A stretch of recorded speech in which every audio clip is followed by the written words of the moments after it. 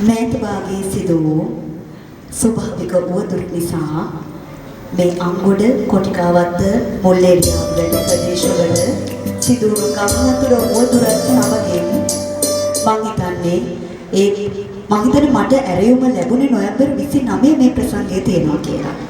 නමුත් මේ ප්‍රසංගය ඒ ස්වභාවික ව්‍යසනයත් සමගින්ම දිනින් දින කල් දමන්නට මේ ආයතනයට සිදු වුණා. ඉතින් ඒ දරුවන්ගේ හැකියාවන් මෙලෙස මේ වේදිකා මස්තකයේ ඉදිරිපත් කිරීමම මම හිතන්නේ ඒ දරුවන් මේ බාධක අභියෝග ජය ගන්නට ඕන්ට ඉගෙන සබහාදහම විසින් ඉගෙනු කදිම පාඩමක් යයි මට සිතන වාරණන්තය. ඒ අතරින් මේ ආදරණීය ගුරු බවතුන් නැවත ඔවුන්ගේ හැකියාවන් සංවර්ධනය කරමින් මේ පුංචි දරුවන්ව ලෙහෙසි පහසු නැහැ මෙවැනි වූ වේදිකාවකට ගෙන එන්නට. ඉතින් ඒ ගැන මම විශේෂ ප්‍රාථමික බාලිකා පාසලක උගන්වන ගුරුතුමියක් ලෙස මමත් දන්නේ කර්තව්‍ය තාම අසිරුත්. ඒ කර්තව්‍යයට ගුරු බවතුන්ට සහදක්වූ ආදරණීය දෙමාපියන් ගුරු බවතුන්ගේ සුසංයෝගයෙන් හැඩවෙන මේ වේදිකාව අද දින ගුම් නාදේ ගීතයට ඔවුන්ගේ නර්තන විලාසයන් අප දැක බලා ගමු.